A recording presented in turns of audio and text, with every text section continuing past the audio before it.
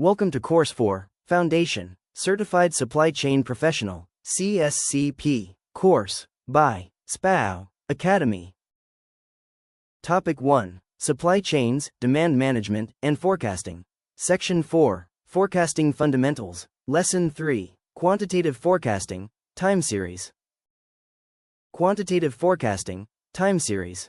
Welcome to Lesson 03. In the previous lesson, we introduced the two main categories of forecasting, qualitative and quantitative. We learned that qualitative methods rely on human judgment, while quantitative methods rely on mathematical models and historical data. In this lesson, we will dive deep into the most common type of quantitative forecasting used in supply chains, time series analysis. We will break down what a time series is, identify its core components, and explore the fundamental models used to predict future demand based on past patterns. 1. What is a time series?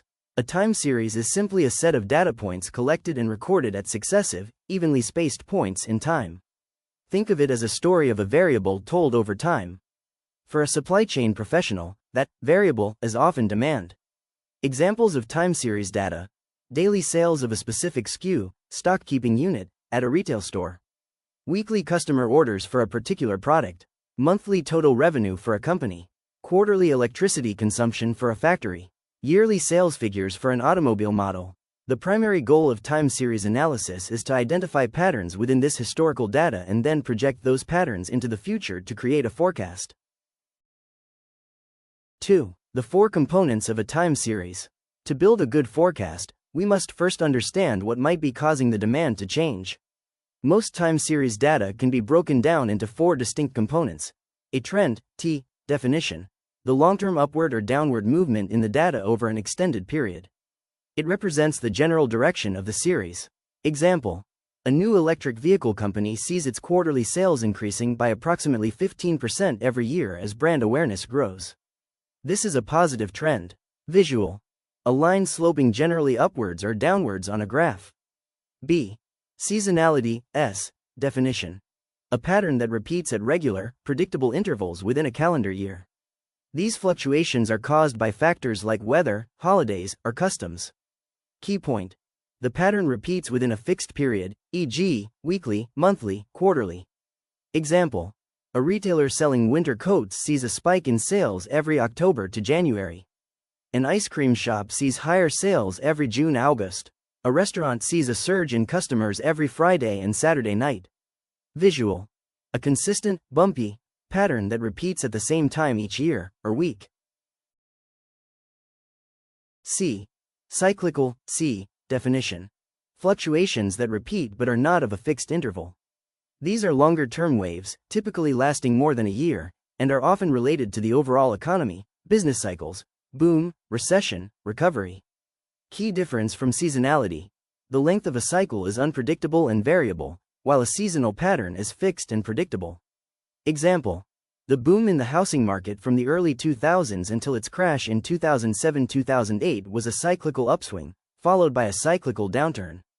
This cycle wasn't tied to a specific time of year but to broader economic forces.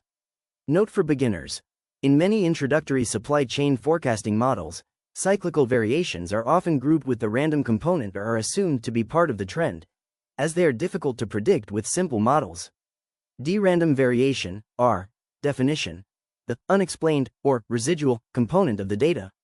These are erratic, unsystematic, and unpredictable fluctuations that are not explained by trend, seasonality, or cycles. Cause, random events like an unexpected machine breakdown that halts production for a day.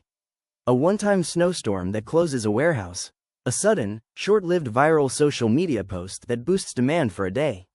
A competitor's unannounced flash sale. Key point: this is the noise in your data. Most forecasting models try to filter out this randomness to identify the true underlying patterns, trend, seasonality. 3. Foundational time series forecasting models. Now that we understand the components, how do we use them to forecast? We use different models depending on which components are present in our data. We will focus on the two simplest and most common models for beginners: the naive forecast and the moving average. Model 1. The naive forecast. This is the most simplistic forecasting method. It assumes that demand in the next period will be exactly the same as demand in the most recent period. Formula: forecast for next period equals actual demand for the current period. When to use it: as a baseline to compare the accuracy of other, more complex models. If a sophisticated model isn't significantly better than the naive forecast, it might not be worth the extra effort. For data that is completely random with no trend or seasonality, a random walk. As a quick and dirty estimate. Example: actual sales in March were 100 units. The naive forecast for April would be 100 units. Limitations: it is extremely sensitive to random fluctuations. If March was unusually high due to a random event, the forecast for April will be incorrectly high. Model 2. The simple moving average. This method is used when demand is relatively stable but has some random variation, no strong trend or seasonality. It works by smoothing out the random noise to reveal the underlying average level of demand.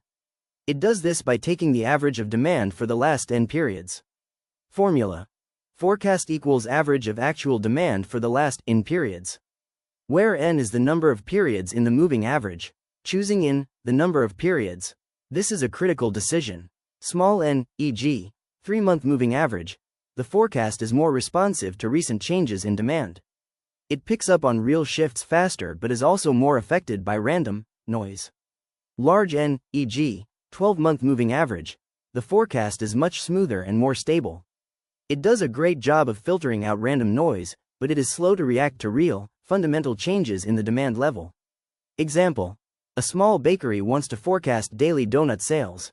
They decide to use a 3-day moving average. Monday actual sales, 150 donuts.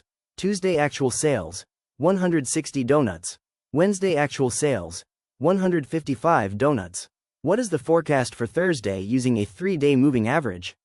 F. Thursday equals actual Mon plus actual Tuesday plus actual Wed, 3.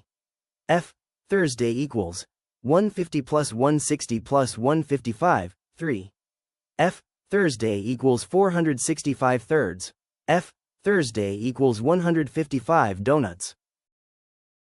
Now, let's say Thursday's actual sales turn out to be 165 donuts. What is the forecast for Friday? We drop the oldest data point, Monday's 150, and add the newest, Thursday's 165. F. Friday equals actual Tuesday plus actual Wed plus actual 2, 3. F less than sub greater than Friday less than sub greater than equals 160 plus 155 plus 165, 3. F. Friday equals 480 thirds. F. Friday equals 160 donuts. As you can see, the moving average moves forward in time, always taking the average of the most recent n periods. 4. An introduction to forecast accuracy. A forecast is almost always wrong. The goal is not to be perfect, but to be as accurate as possible and to measure how wrong we are. This is called measuring forecast error. The simplest way to measure error for a single period is formula: forecast error equals actual demand, forecast. Example: if we forecasted 155 donuts for Thursday, but actual sales were 165 donuts, error equals 165 to 155 equals plus 10 donuts. A positive error means our forecast was too low, we under-forecasted. A negative error means our forecast was too high, we over-forecasted. We will explore more sophisticated ways to track and measure forecast error in a future lesson, as this is essential for choosing the best forecasting model and for planning for uncertainty. Summary: time series forecasting uses historical data ordered in time to predict the future. Data can be broken down into 4 components: trend, long-term direction, seasonality, regular, repeating pattern, cyclical, longer, irregular waves, and random, unexplained noise. The naive forecast, which uses the last period's actual demand as the next period's forecast, serves as a simple baseline. The moving average smooths out random variation by averaging demand over the most recent n periods. The choice of n balances responsiveness against stability. Measuring forecast error, actual, forecast, is crucial for understanding and improving the forecasting process. In the next lesson, we will build upon these concepts and explore more advanced time series models that can handle trend and seasonality. I really appreciate you spending your time with me today. If you want to learn more, don't forget to hit that subscribe button. Your like means the world to us and helps this channel grow so we can continue bringing you great content. Thanks again, and see you on the next video.